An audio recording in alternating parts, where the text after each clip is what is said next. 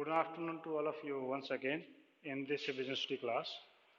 Yesterday our chapter Acting was in progress and it will finish by today, and we will start the next chapter today, that is controlling also. तो ये आज ख़त्म भी हो जाएगा और next chapter जो हमारा शुरू भी हो जाएगा.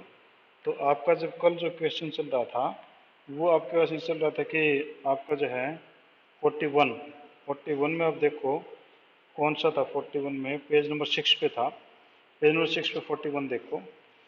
ये करे कि two friends Nancy and Poonam were working as a manager in different department of Libra Limited. ठीक है, ध्यान रखना, पूरे अच्छी तरीके से क्वेश्चन को देखना क्या कहता है कि आपके जो नैन्सी और पूनम जो दो पर्सन हैं और वो मैनेजर के रूप में काम करते हैं डिफरेंट डिपार्टमेंट में. कंपनी एक ही है, डिपार्टमेंट डिफरेंट है. लिब्रा नाम से कंपनी है. They often talk about the performance level in their respective department. Both of them are not satisfied with their subordinate. और दोनों के दोनों डिपार्टमेंट की जो वो कैंडिडेट हैं वो अपने सबॉर्डिनेट के परफॉर्मेंस से जो कोई ज़्यादा मतलब संतुष्ट नहीं है.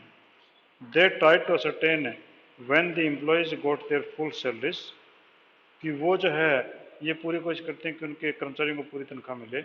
What problem they had working honestly, तब उनको जो है ईमानदारी से काम करने में दिक्कत क्या है. करे जब वो पूरी कोशिश करते हैं उनकी पूरी तनख्वाह मिले फिर उसके बावजूद भी जो वो ढंग से काम नहीं करते हैं.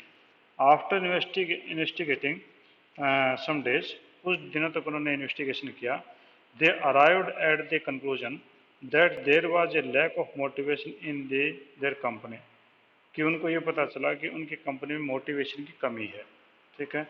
Both held a meeting together in order to find out the solution the problem, और दोनों ने जो है मीटिंग की. ठीक है, कि इस प्रॉब्लम का सॉल्यूशन कैसे, कि they had lack of motivation, कि उन्होंने बोल भी दिया कि लैक ऑफ मोटिवेशन है यहाँ पर. ठीक है, तो उनके एम्प्लॉयज जो मोटिवेटेड नहीं है तो उसमें लैक ऑफ मोटिवेशन है.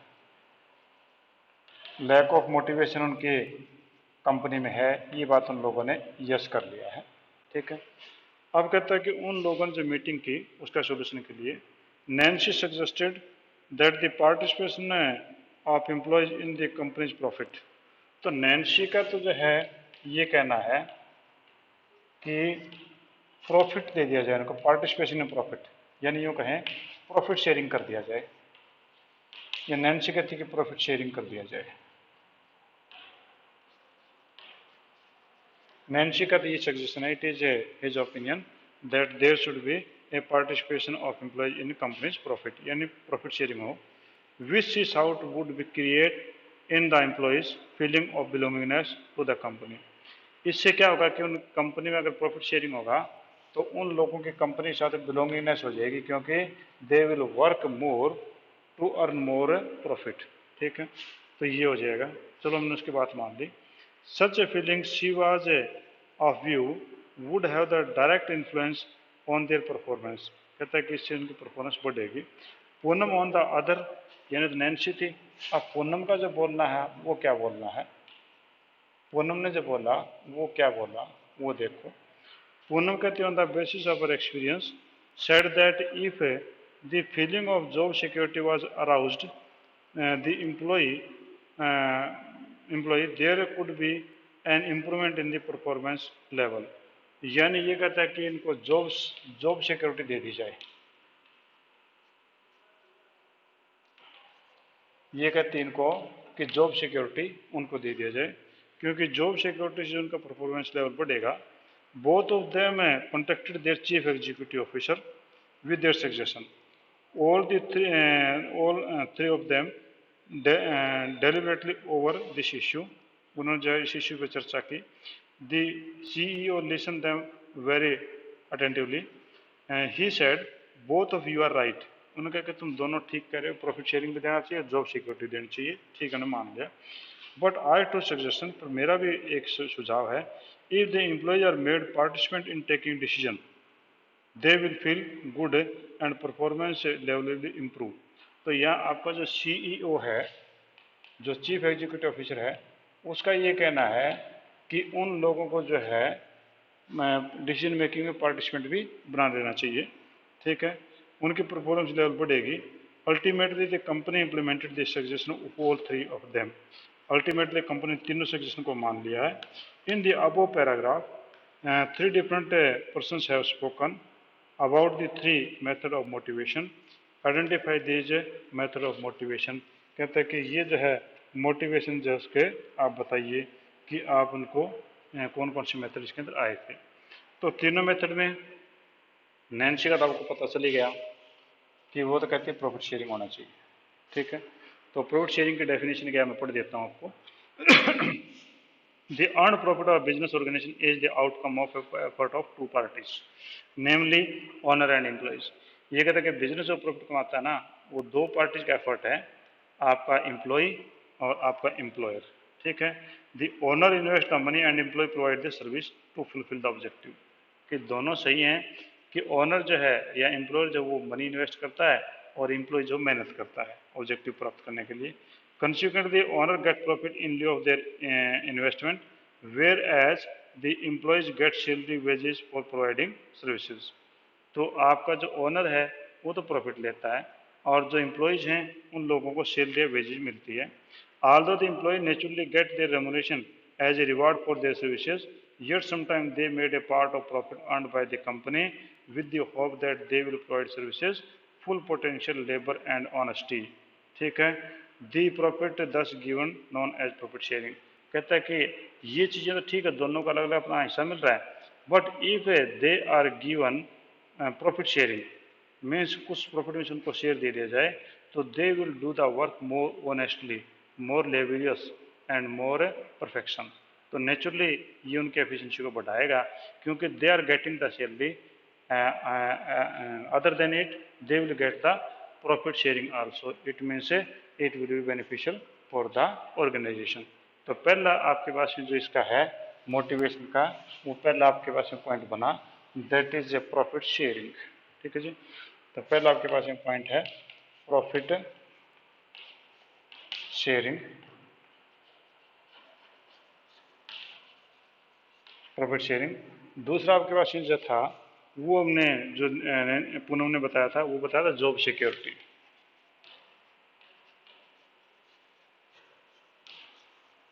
जॉब सिक्योरिटी यानी उनकी जो नौकरी वो सुरक्षित रहनी चाहिए। They should not have such type of the terror that they will come here again for the work for tomorrow और नॉट। अगर उनके बार बार दिमाग में ये बात रहेगी कल हम यहाँ आ पाएंगे नहीं आ पाएंगे, पता नहीं आज शाम को बोलते हैं कल मत आना, तो फिर दिक्कत हो सकती है। तो उनको जॉब सिक्योरिटी देना चाहिए। तो इसकी डेफिनेशन में क्या है कि job security is important non monetary motivator. Non monetary motivation उनके लिए मोटिवेशन इसमें नहीं है ऐसा कुछ भी, बस ये कि जॉब सिक्योरिटी है।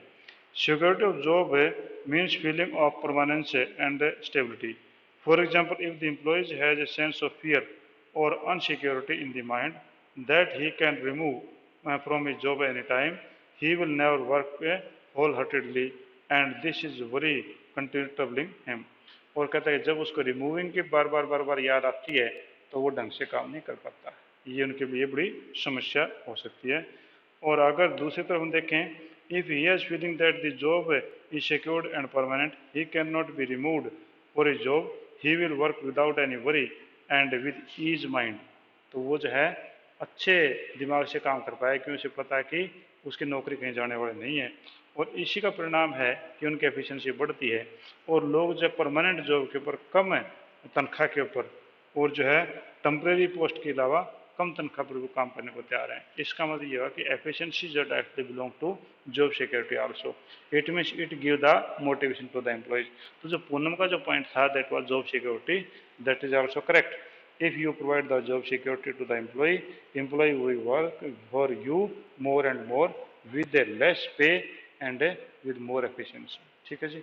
और थर्ड जो आपका था सीईओ ने जो गियर सजेशन दिया था वो एम्प्लॉयज पार्टिसिपेशन था।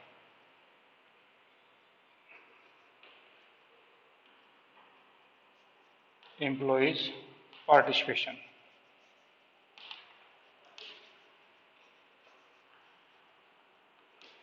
एम्प्लॉयज पार्टिसिपेशन इसके अंदर है कि आपका जो सीईओ ने बोला था कि why should not we give them the participation in the decision making of the organisation policies.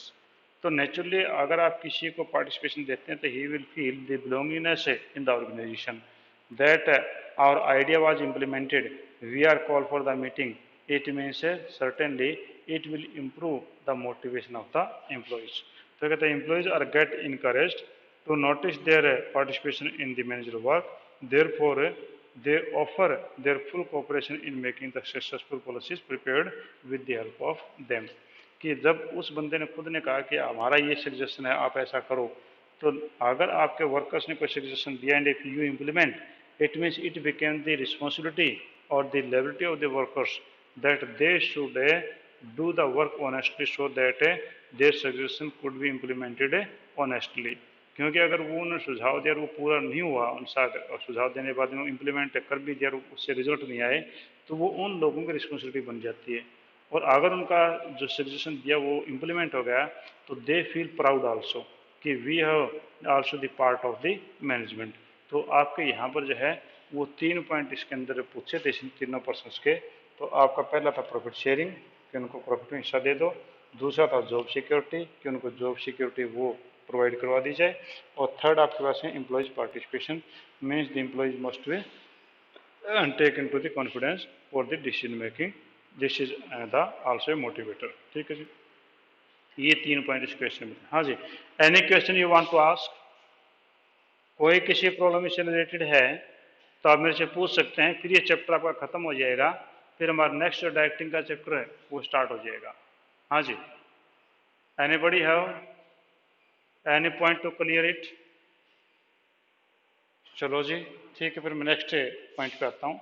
आपका जो नेक्स्ट पॉइंट है वो इलेस्ट्रेशन नंबर क्वेश्चन नंबर 42 है, और ये आपका सेक्शन डी आपका स्टार्ट हो गया। तो सेक्शन डी का मतलब है कि यहाँ पर आपका कंट्रोलिंग से है। ठीक है, तो हम कंट्रोलिंग वाला चैप्टर जो हम शुरू करते हैं। तो लो जी, ये आपके 7 चैप्टर आपके कंप्लीट हो चुके हैं, और 8 चैप्टर जो मैं आज तक शुरू कर रहे हैं, हो सकता है कि वीकेंड तक ये खत्म हो जाए, और वीकेंड तक खत्म हो जाए तो उसके बाद में आपका मैंने जो सिलेबस जितना करवाया है, यानी 8 चैप्टर तक मैंने आपको सिलेबस करवा चुका हूँ। तो 8 चैप्टर को एक बार मैं पढ़ा चुका हूँ, एक बार रिवाइज करवा चुका हूँ, और उसके बाद में अब मैं आपकी केस स्टडी भी ये 8 चैप्टर तक हो जाएगी। It means we have made complete the syllabus 3 times. ठीक है, 3 टाइम हमारा पूरा हो जाएगा, और उसके बाद में जब आपके 4 चैप्टर्स हम बचते हैं तो उनकी हम आगे फिर तैयारी करेंगे। ठीक है जी, और जी 42 में देखो कि Dhaval runs a chain of Punjabi delicacy restaurant in various part of Chennai. Through feedback from the customer, he analyzed that there is a need for improving customer satisfaction in his restaurant. अब उनके जो है काफ़ी अच्छा रेस्टोरेंट है चेन्नई में, पर उसके बावजूद भी जो है जो फीडबैक ये मिला कि अभी कस्टमर सेटिस्फेक्शन पूरा नहीं है। It requires a more effort for the customer satisfaction. If the customer satisfaction will be there, naturally the sale or the business will increase. ठीक है, so he established a standard waiting time of customer. उसलिए जो है उसने so he establishes a standard waiting time of customer satisfaction for a table and standard waiting time of a customer for order. ठीक है, तो उसने जो है एक स्टैंडर्ड मेंटेन कर दिया, एक स्टैंडर्ड उसने जो फिक्स कर दिया कि एक कस्टमर का जो वेटिंग टाइम क्या होगा, टेबल पर बैठने के बाद में ऑर्डर जो कितनी देर में उसका पूरा हो जाएगा। More over his quality assurance team studies the actual pattern of these activities in all the outlet and prepare the assessment report. इसके अलावा जो क्वालिटी एश्योरेंस टीम है उसने भी जो सारी चीज़ों को स्टडी किया और सभी आउटलेट्स के ऊपर उन्हें एक रिपोर्ट तैयार की। Identify the functions of management being performed by Dhaval. जो आप ये बताओ कि जो धावल है उसकी मैनेजमेंट ने कौन सा फंक्शन जो वो जो कंप्लीट किया इसके ऊपर के पैराग्राफ में। Identify the function of management being performed by Dhaval. Dhaval के द्वारा कौन सा मैनेजमेंट के फंक्शन आपके पास से 5 ही थे ना, planning, organising, staffing, directing and controlling. तो naturally this person is establishing standards, this person is making the comparison and this person is making the suggestion. It means naturally it is a function of controlling. तो ये आपका controlling का function हो गया। Explain 2 step involve in this function of management which are mentioned in the above case. कहता है कि इसमें 2 स्टेप जो है फंक्शन के बताओ कि explain two step involve in this function, दो स्टेप इसमें जुड़े हुए हैं of management which are mention in above case, above case के अंदर वो बताइए। ठीक है जी। तो पहला आपका क्वेश्चन है, पहले ए जो था उसका आंसर तो आपके पास में हो गया जी कंट्रोलिंग, जो ए जो क्वेश्चन का आंसर वो हो गया कंट्रोलिंग। पहला ए का आंसर तो हो गया कंट्रोलिंग। ठीक है जी। बी, बी के अंदर क्या पूछा था, explain two step involve in the function of management which are mention in the above case. दो फंक्शन है आप इसमें बताओ। तो दो फंक्शन है जो बताएं। तो पहला इसने क्या लिखा कि सेटिंग परफॉर्मेंस स्टैंडर्ड, नंबर एक सेटिंग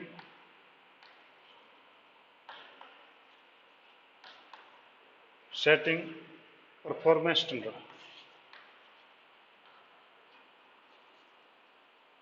सेटिंग परफॉर्मेंस स्टैंडर्ड्स।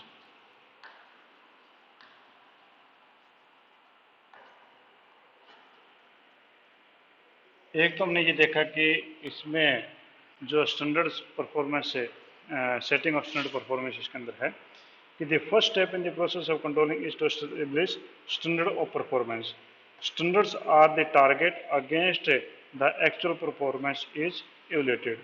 कि स्टैंडर्ड तो टारगेट होते हैं जिनके साथ में एक्चुअल परफॉर्मेंस को आप कंपेयर करते हैं कि these are they yard stick. ये एक यार्ड स्टिक पैमाना है। स्टैंडर्ड क्या होते हैं, एक पैमाना है। जैसे कि अगर इस बोर्ड की हम हाइट मान लें कि 6 फीट है, अब इस 6 फीट के साथ अगर मेरे को कंपेयर करें तो मेरी हाइट जो है 5 बनती है, तो यानी ये बोर्ड मेरे से बड़ा है, यानी मैं इस बोर्ड के बराबर नहीं पहुंचा, तो ये एक यार्ड स्टिक हो गई। तो आपका जो स्टैंडर्ड जो है ना वो आपके यार्ड स्टिक होते हैं to evaluate the actual performance. कि आपने जो है स्टैंडर्ड फिक्स कर दिया कि एक टेबल पे वेटिंग टाइम जो है वो 20 मिनट्स का होगा वन टेबल पे, if customer has placed an order and with in 20 minutes he will serve. तो अगर आपका 20 मिनट से फालतू टाइम लगा, it means you are getting late, यानी उसके साथ में कंपेरिजन हो गया। If you are before time it means you are quick, means you are doing very well. ठीक है। तो ये कहता है कि the first step in the process of controlling is to establish standard of performance. Standard are the target against which the actual performance is evaluated. They specify what should be achieved. तो उन्हें specify पहले कर देते हैं what should be achieved. Standard can be set in both quantitative as well as qualitative terms. आपके standard जो है quantitative और क्वालिटेटिव दोनों में ही किए जा सकते हैं। क्वांटिटी कितना प्रोडक्शन होगा, क्वालिटी किस लेवल का होगा, ठीक है, दोनों में फिक्स किए जा सकते हैं। और सेकंड इसका जो स्टेप था वो था मेजरमेंट ऑफ एक्चुअल परफॉर्मेंस।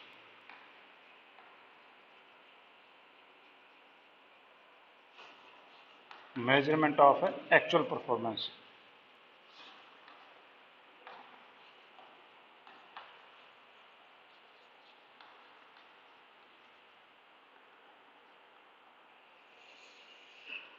इनका जो है मेजरमेंट ऑफ एक्चुअल परफॉर्मेंस है, यानी परफॉर्मेंस के साथ में इसका जो मेजरमेंट इसमें बोला है कि करें कि one of the standard of performance are fixed, the next step is measurement of actual performance, it means evaluation of the work actually done and the result accomplished. The various technique of measuring performance are personal observation, sample checking, performance report etc. तो ये आपके जो है इसमें question में केवल easy सा question ही था, इसमें कोई दिक्कत नहीं थी कि पूरी चीज़ को पढ़ने के बाद में पूछा कि कौन सा फंक्शन ऑफ मैनेजमेंट है। फंक्शन ऑफ मैनेजमेंट हमारे पास में 5 ही थे, planning, organising, staffing, directing, controlling. तो यहाँ पर कंट्रोलिंग फंक्शन था। और जब पैराग्राफ है हमने जब हम गो थ्रू हुए हैं तो we find out that there are two things are depicted there. Please mic बंद करिए बेटा, माइक बंद करिए बेटा, माइक बंद करिए।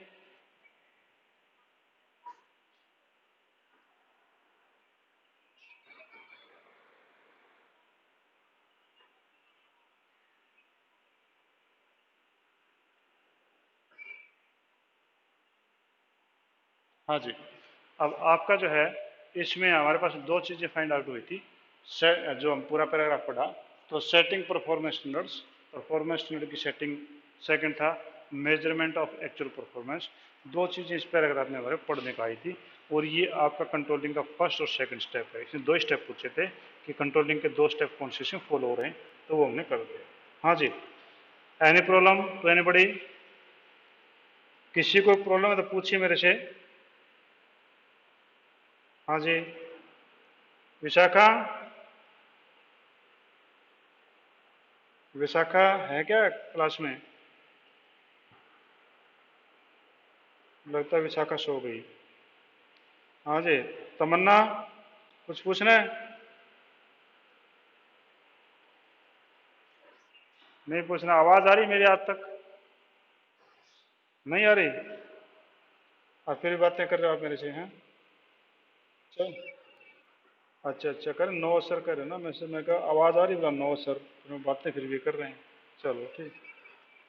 अच्छा अच्छा अच्छा अच्छा, चलो कोई बात नहीं है, फिर लड़ क्यों रही मेरे से, रिप्लाई तो कोई बात नहीं है। हाँ? आजकल घर में दीदी नहीं मिलती क्या लड़ाई करने के लिए? हम्म? हाँ भाई। तो आजकल तो ना पूरे दिल लगा के सारे घर में रहते हैं, किसी को स्कूल नहीं जाना, कोई कुछ नहीं करना, ठीक है ना, लड़ाई आराम से हो सकती घर पे, बहसबाजी हो सकती कोई, ठीक है। चलो खैर, आगे चलते हैं। हाँ जी, ये करके आपका 43 में देखो, a company was manufacturing LED bulb which were in great demand, कि कंपनी जो एलईडी बल्ब बना रही है जिसकी काफ़ी ज़्यादा डिमांड भी है। It was found that the target of producing 300 bulb per day was not met by employees, आपका टारगेट कंप्लीट नहीं हो रहा है। On analysing it was found that worker were not at fault due to electricity failure and shortage of workers, the company was not able to achieve the set target, and alternative arrangement were needed. To meet the increased demand, the company assessed the approximately 88 additional workers were required, out of which 8 would work as head of different department and 10 would work as subordinate under each head. The required qualifications and job specifications were also enlisted. ठीक है? It was also decided that necessary relaxation should be given to encourage the women people from drawback from backward and rural area and people with special abilities to assume responsible position in the organization. All the efforts were made to match the ability of the applicants with the nature of work. तो naturally अगर सारे effort किए जाते हैं तो आपका staffing का function इसमें आ सकता है, ठीक है। पर चैप्टर क्योंकि कंट्रोलिंग का चल रहा है, कोई बात नहीं, दोनों फंक्शन भी आ सकते हैं। Identify the function of management discussed here, identify the functions of management discussed here, तो यहाँ पर कौन कौन से मैनेजमेंट के फंक्शन जो डिस्कस किए गए हैं, तो आप कहते हैं कि उनके बारे में बताइए, ठीक है। State two steps in process of each function, each function का मतलब जो दो फंक्शन आप फाइंड आउट करेंगे उन दोनों के आपने स्टेप बताने हैं, कि state two step process of each discussed in the above, दो दो स्टेप बताने हैं। List any two values which the company want to communicate to society, और दो वैल्यूज बतानी है, यानी आपके यहाँ पर तीन क्वेश्चन आपके पास में हो गए। तो पहले में तो आपने बताना था कि identifying the functions of management discuss above, तो कौन कौन से फंक्शंस थे, तो पहले क्वेश्चन का आंसर तो आपके पास में जो है ए का जो आंसर है वो तो आपके पास में दो फंक्शन हमें दो चीज़ें हमें मिली दिखाई दी हैं, एक तो आपके स्टाफिंग, एक तो आपकी स्टाफिंग है और दूसरी आपकी कंट्रोलिंग है। आपके दो फंक्शन ऑफ मैनेजमेंट हमें दिखाई दे रहे हैं, means two functions are there, that is staffing and controlling. they have they are comparing the results, they were unable to complete it, it means it is a part of controlling, and they are trying to recruit new persons, it means it is a part of the staffing।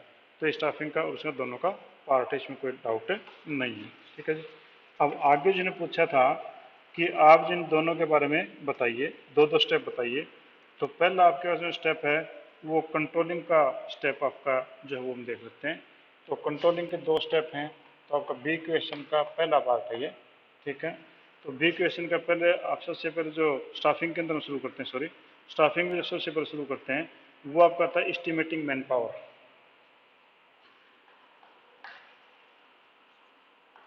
Estimating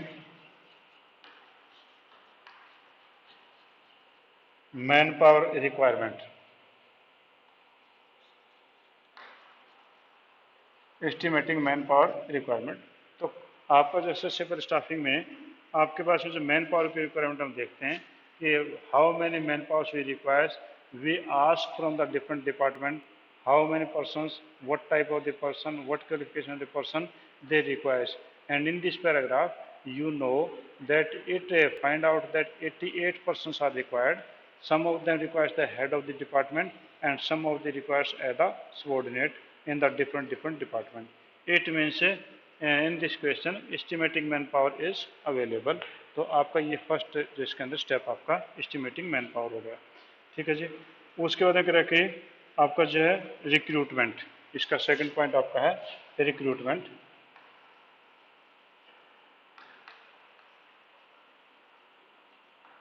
आपका recruitment, इसमें आपके जितने persons हैं उन सभी persons के आप देख रहे हैं, ये आपके जो है स्टाफिंग के स्टेप बता रहा हूँ।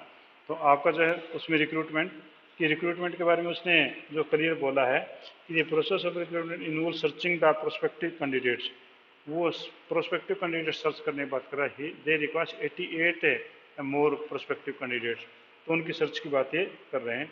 तो आपका सेकंड जो वो आपका रिक्रूटमेंट होगा। रिक्रूटमेंट में भी इंटरनल और एक्सटर्नल, रिक्रूटमेंट आपका इंटरनल या एक्सटर्नल कोई भी हो सकता है। नेक्स्ट आपके पास है कंट्रोलिंग के जो स्टेप हैं, तो ये तो आपके हो गए स्टाफिंग के, क्योंकि इन दोनों का 2 पॉइंट हमने इसके बताने थे और 2 पॉइंट हमने इसके बताने प्रोसेस के। तो आपका जो है इसका हम देखें फर्स्ट पॉइंट कंट्रोलिंग का, तो वो आपके उसमें जो था वो कह रहा है comparing actual performance with standard performance, ठीक है, कंपेयरिंग actual performance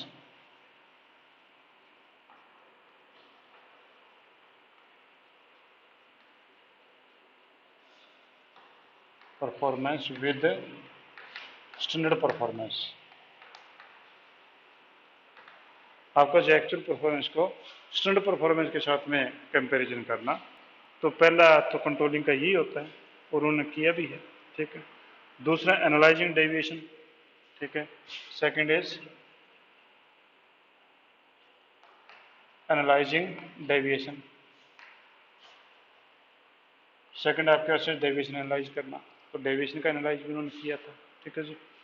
और अगर थर्ड आप लेना चाहें तो टेकिंग करेक्टिव एक्शन भी हो सकता है। तो आपके 2 ही पॉइंट पूछे हैं, तो आपका जब तीसरा लिखना चाहो तो लिख लो, वरना कोई जरूरी नहीं। तो थर्ड पॉइंट आपके पास में टेकिंग करेक्टिव एक्शन,